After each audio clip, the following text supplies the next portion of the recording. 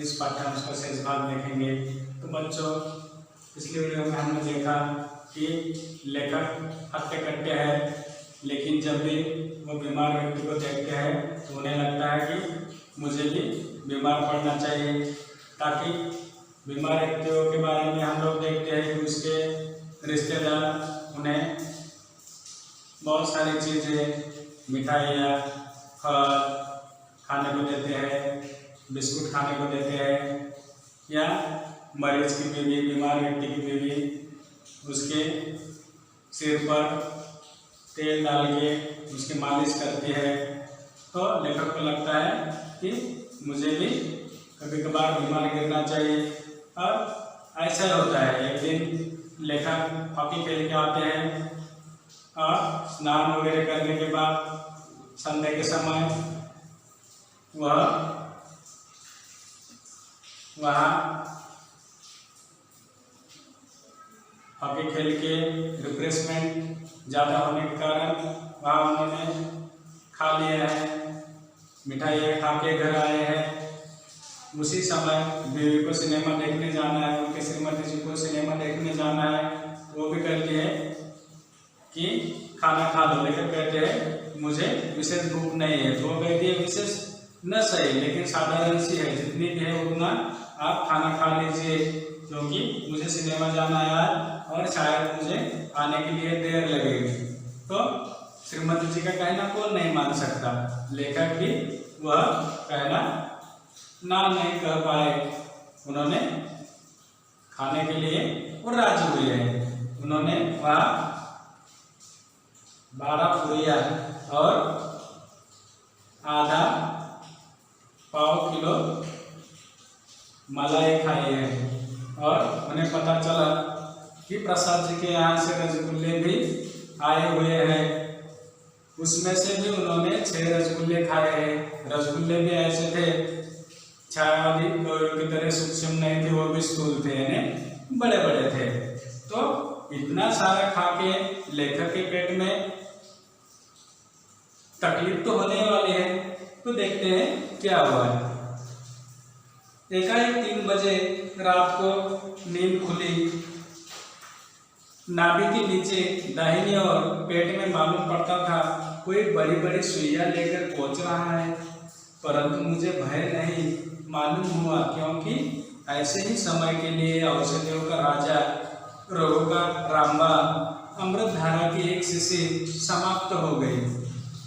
डर में किसी प्रकार की भी कमी न हुई। प्रातःकाल एक डॉक्टर के यहाँ आदमी भेजना पड़ा, और लेखक ने श्रीमती जी के आग्रह खातर 12 पूरियाँ खाई है, पाव किलो मलाई खाई है, और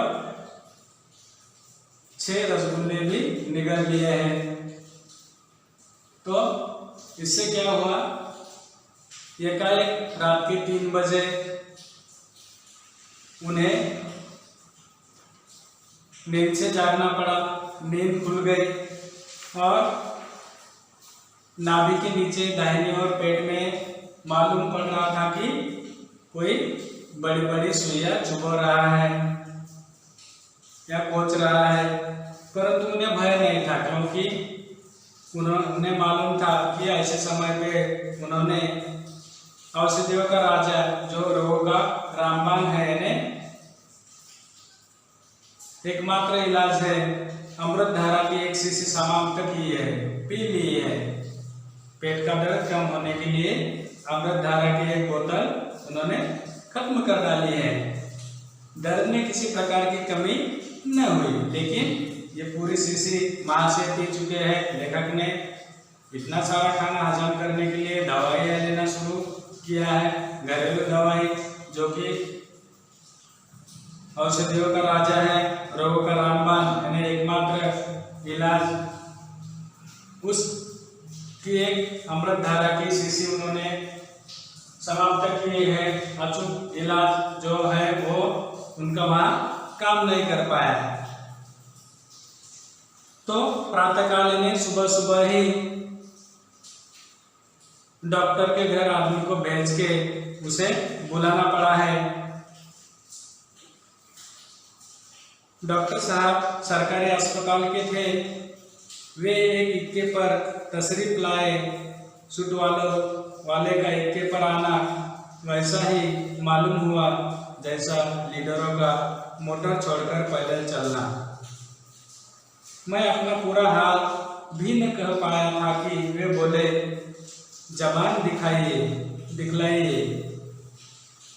प्रेमियों को जो मजा प्रेमिकाओं की आंखें देखने में आता है, शायद वैसा ही डॉक्टरों को मरीजों की जीभ देखने में आता है।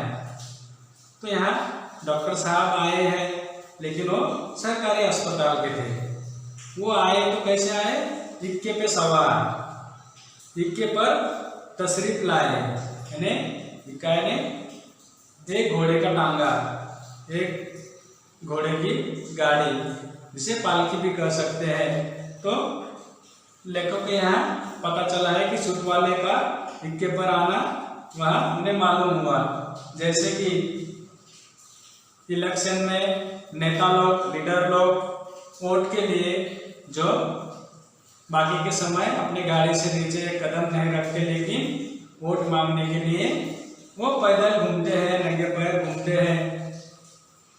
लेखक ने अपना पूरा हाल बताया नहीं, तो डॉक्टर साहब ने उन्हें कहा, जबान दिखलाइए, अपनी जिह्वा दिखाइए। तो यहाँ लेखक कहते हैं, प्रेमियों को जो मजा प्रेमिकाओं की आंखें देखने में आता है, शायद वैसा ही डॉक्टर को मरीजों की जीभ देखने में आता है। और डॉक्टर महोदय यहाँ मुस्कुराकर बोले, घबराने की कोई बात नहीं, दवा पीजिए। 2 खुराक पीते पीते आपका दर्द वैसे ही गायब हो जाएगा जैसे हिंदुस्तान से सोना गायब हो रहा है। और डॉक्टर को यहाँ इस मरीज के उपचार की बात ध्यान में रखना बहुत जरूरी है, लेकिन उन्हें भी यहाँ साहित्य नजर आ रहा है। वो कहते हैं कि घबराने की कोई बात नहीं, दवा पीजिए, 2 खुराक पीते ही आपका दर्द गायब हो जाएगा, चला जाएगा जैसे हिंदुस्तान से सोना गायब हो रहा है। तो हमारे देश में का सोना लूटने वाले बहुत सारे विदेशी राजाओं ने वो काम किया है। उसका उदाहरण हम लोग जानते हैं, क्योंकि SST के जरिए हमें ज्ञात है। जैसे मोहम्मद गोरी या ऐसे कई रजाकार हैं, उन्होंने हमारे देश की लूटमार की है। तो यहाँ ये हिंदुस्तान से सोना गायब हो रहा है। हाय, मैं तो दर्द से बेचैन था और डॉक्टर साहब साहित्य का मजा लूट रहे थे। यहाँ लेखक के पेट में जो खाने की वजह से तकलीफ है, उससे वो तिलमिला उठे हैं, लेकिन यहाँ डॉक्टर साहब को साहित्य नजर आ रहा था। उन्हें यहाँ साहित्य का मजा लूटने में आनंद, या वो साहित्य की मजा लूटने की चेष्टा कर रहे थे। चलते चलते बोले, अस्पताल खुला न होगा, नहीं तो आपको दवा मंगानी न पड़ती। खैर, चंद्रकला फार्मेसी से दवा मंगवा लीजिएगा, वहाँ दवाइयाँ ताज़ी मिलती है। गर्म बोतलों से सेकना भी आरंभ हुआ। सेकते सेकते छाले पड़ गए, पर दर्द में कमी न हुई।